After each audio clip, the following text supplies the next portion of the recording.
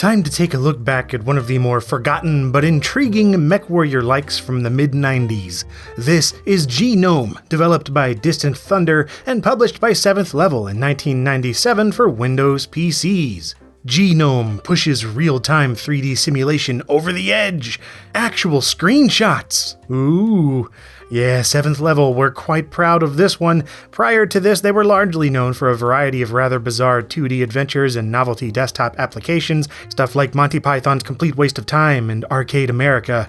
But in 1995, 7th Level purchased the developer and the rights to Genome from the financially troubled Merit Software, who'd first teased it to the public in 1994. At that point, Genome was only a conceptual demo showing off Distant Thunder's new engine, taking the form of an adventure game that allowed for cutting-edge comic book-style graphics and characters that look as though they've stepped out of the comic book and onto your screen. They also boasted of it having an intricate artificial intelligence system that was expertly created by engineers who formerly designed Command Control Communications and Intelligence, or C3I, for the Defense Department. Yeah, well, that changed. After several delays, what we got in 1997 is a mech game that superficially blends in with all the other mech games in 1997. Inside the box, you get the game itself on a single CD-ROM, a keyboard and joystick command reference sheet, advertisements for things like the defunct M-Player Network, and a manual that goes into a lot more than it needs to. While I appreciate that it delves into the specs and history of each in-game item, in actuality this is almost completely inconsequential to the gameplay itself. Genome begins with a G-dang intro video showing a guy having intense monochrome flashbacks. The discovery of the mineral-rich, uninhabited Feigl star system. Say hello to your protagonist, retired Sergeant Joshua Gant, who's been brought back into the action due to an imminent threat in the year 2225. I'm sure you've heard of the discovery of the Feigl star system. Whoever controls this system controls the whole spiral arm. So we can easily travel between star systems on a whim, but this one particular system is somehow the key to controlling the entire galactic arm? Okay. Quick, strong, intelligent, and designed for combat. Impervious to pain. Your mission, Sergeant, is to kill the genome and destroy the facility where it's kept. Yeah, the catalyst for the war are creatures called genomes, hence the name of the game. Bit of an odd choice since you practically never see a genome outside a couple cutscenes, but whatever. After this, you get the main menu, where you do menu things mainly, as well as aimlessly peruse the lab database voiced by Jennifer Hale. Darken, union, merc, scorp. Developers. Starting a new game gives you the option to play a single mission, play a training mission, or begin at the beginning.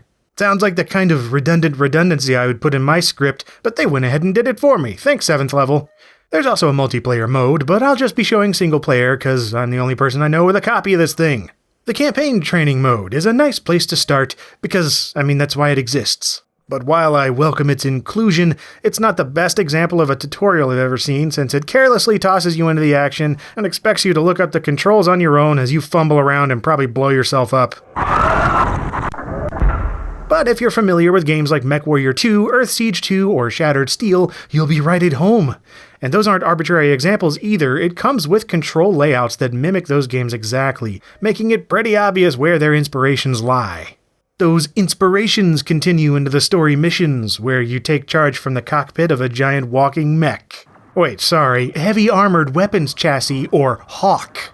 Aw, it's cute how all these Battletech Universe clones came up with their own unique 4-letter acronyms.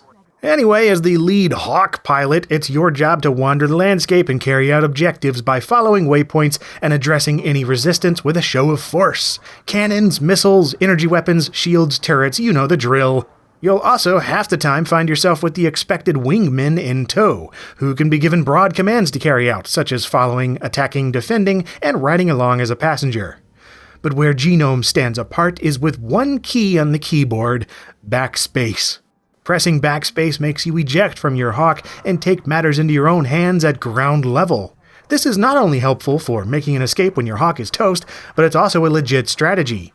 It is entirely possible to eject during a firefight, shoot your opponent with a grenade that forces them to eject from their vehicle, then crouch down and snipe them before they can get back inside. And hey, since they're not using it anymore, just jack their ride and proceed in disguise with your shiny new hardware.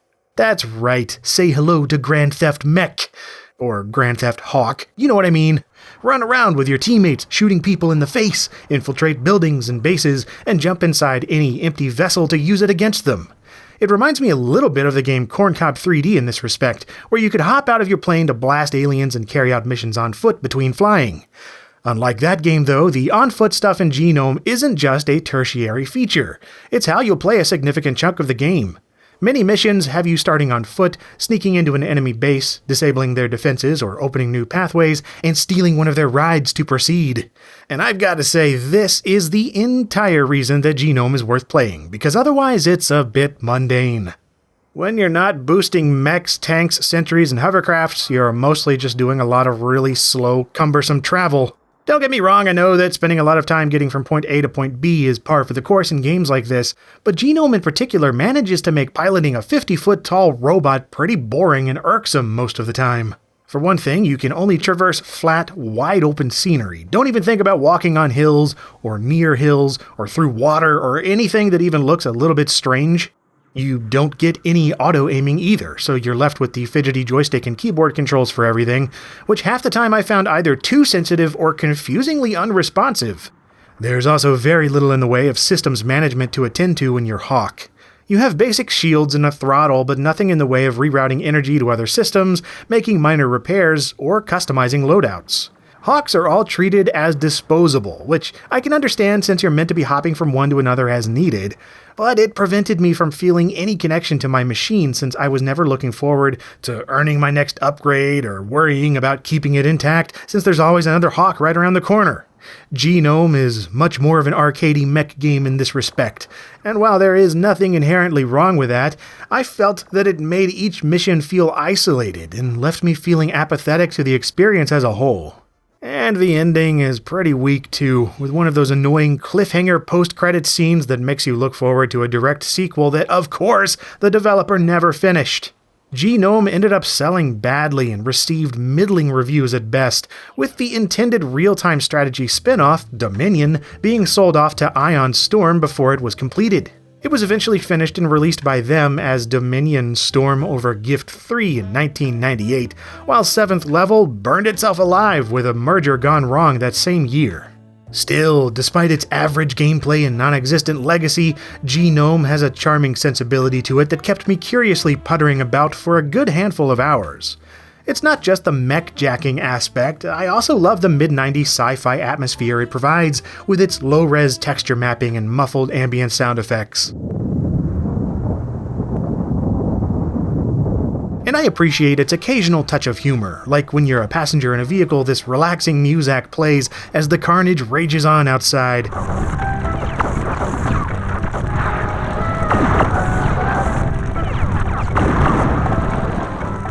And finally, I simply enjoy any game with mechs, or herks, or hawks, or whatever it happens to call them to avoid a lawsuit. Computer games with giant robots like this make me happy, even when they're as pointy and low-res as Genome. Admittedly, it's not much to look at, even for 1997, with its lack of hardware acceleration and limited 256-color graphics, but even in our time of copious retro gaming throwbacks, very few seek to mimic this chunky software rendering with its warping textures and dithered shadow blobs. So while it sold badly enough that running across a copy is highly unlikely, especially one complete in box, I'd still say Genome is worth checking out if you get the chance. If only for the experience of forcing an enemy to bail, stealing their mech, and stomping them to bits with it as you admire its jagged aesthetic.